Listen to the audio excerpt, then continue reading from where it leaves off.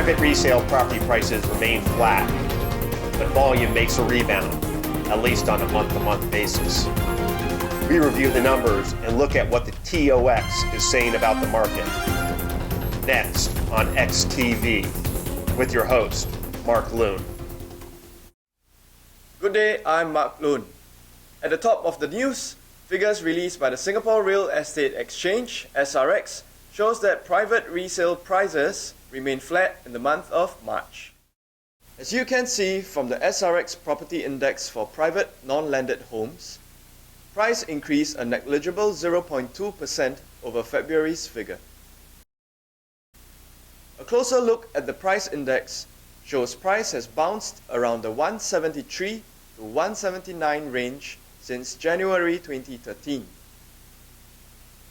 March came in at 173.6, towards the lower end of the plateau's range. That translates to a 2.9% decline from the plateau's peak.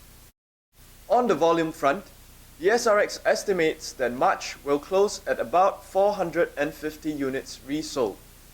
This is an increase of almost 83% over the month of February. However, to keep this month's production in perspective, March is down almost 69% from the peak of the last real estate cycle, when the market resold 1,435 units in October 2012.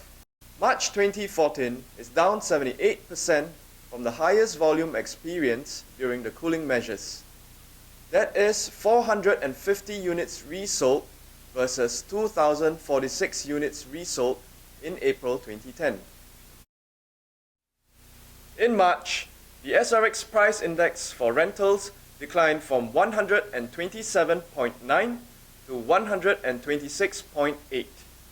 This is a decline of close to 1%.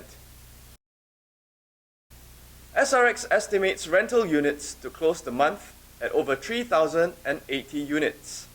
This is up from 2,416 units in February. For more analysis on the numbers, I have Sam Baker in the studio with me. He is the CEO of the Singapore Real Estate Exchange. Welcome back, Sam. Thanks, Mark. Okay, so I've heard the market being described as a stalled market, a buyer's market, as well as a market that promises to drop 10 to 15%. So, which one is it? How about all of the above? It's a stalled market because, as you showed earlier, the number of transactions are way down. There are plenty of buyers and sellers waiting on the sidelines for the cooling measures to come off. It's a buyer's market because there are people who need to sell in an unfavorable market environment. The TOX tells us that the buyer has the upper hand. Okay, I should remind viewers that the TOX stands for Transactions over X Value. This is a SRX computer-generated forward market indicator for both the HDB and private markets. Exactly. The computer calculates the X values for all resale transactions for a particular period and determines the difference between the actual transacted price and the X value for each unit. This difference is then ranked from the highest to the lowest, and the median TOX is the midpoint of this difference in the ranking. A positive TOX means people are paying more than the computer estimated market value. A negative TOX means people are paying less than the computer estimated market value. Today, the TOX is negative, which suggests that buyers have the upper hand in negotiating a transaction. And that's if they can find a home on the market that's to their liking. Right, and that's where the rub comes in, and that's why the market stalled. This down market is different from the one that we experienced after the global financial crisis. In that one, fear or financial pressures set in and caused people to unload property. For a short time, it was clearly a buyer's market for the bold and the courageous. As time passed and people realized that the world wasn't going to end, they started moving back into the market in a big way, and prices rebounded rather rapidly. This market is quite different. People know that the government have employed cooling measures to slow the market down. The expectation is that eventually the measures will be removed. So sellers are trying to hold off selling. Buyers have less choice, but when they do, they've demonstrated the ability to take advantage of the situation, as evident by the negative TOX. So it's a stock market that can be a buyer's market under certain circumstances. if the buyer is a shrewd negotiator. How can it also be a market that's going to drop 10 to 15% as the DBS CEO predicted? Right, 10 to 15% is a big drop, considering that the cooling measures have only been able to achieve about a 3% decline in price off the peak. Even that 3% has not been very stable.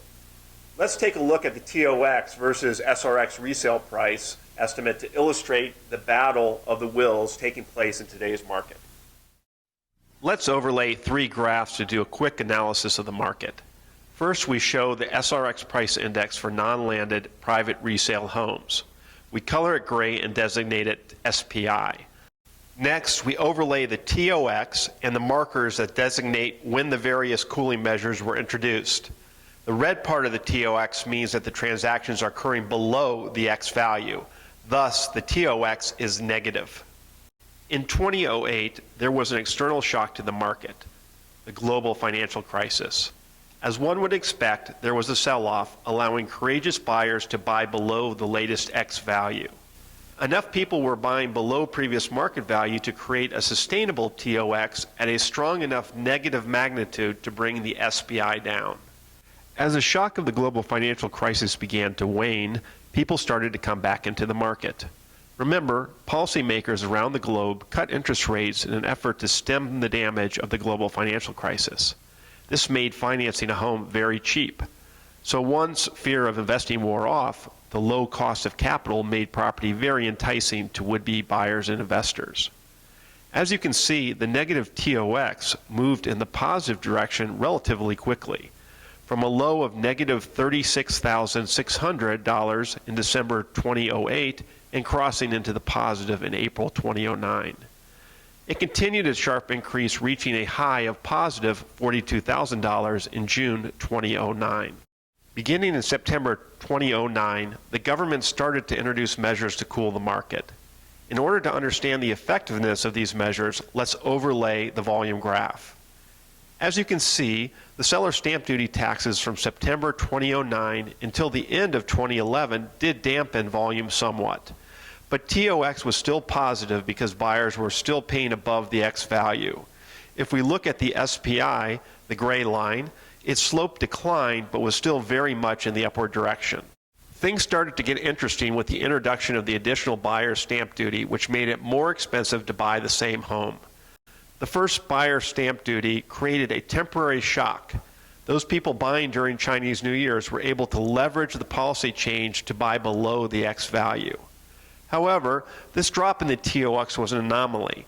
Volume was way down in January because of Chinese New Year's, and people were sitting on the sideline trying to figure out what the buyer tax meant.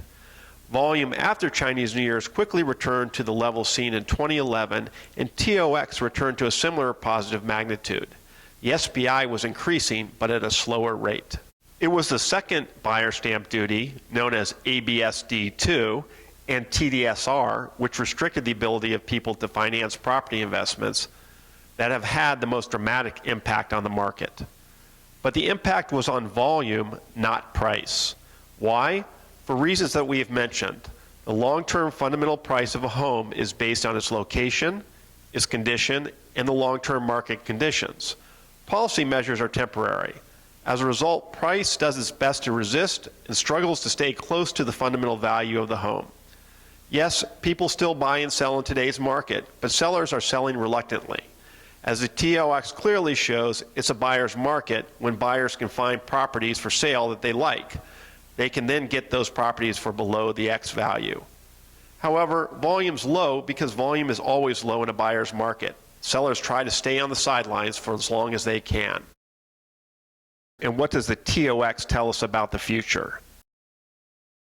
First, these graphs show that it's much easier for policy measures to bring down volume than it is to bring down price. Second, today we have a buyer's market, but with a buyer's market comes a market that's stalled because of low volume.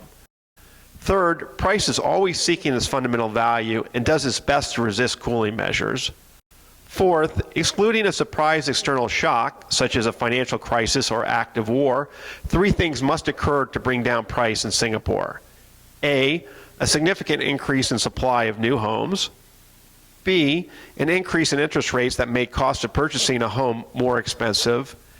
And C, recognition by sellers that there's no longer any point in waiting on the sidelines to sell, which in turn will lead to a significant enough increase in supply of resale homes. We will know that we are in a significant declining market when the TOX is consistently in the high negative range. So what is your prediction on the market, Sam? Do you agree with the DBS chief? No comment and no prediction. But what I will tell you is that I'll be watching the TOX very closely. If I see it picking up magnitude and moving in the same direction with a small standard deviation, I will know where to place my bet. Well, in that case, please make sure you come back to the show next month and update us on the TOX movement. Will do. For more information on X value and TOX, please visit the resource section on srx.com.sg. From time to time, we will post research articles and white paper on these indicators. We will also be holding a series of free seminars for certified real estate agents on X value and TOX.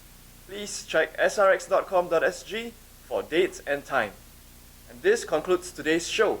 Next time, we will examine the impact of cooling measures on the new project market. Thank you for watching and see you next time.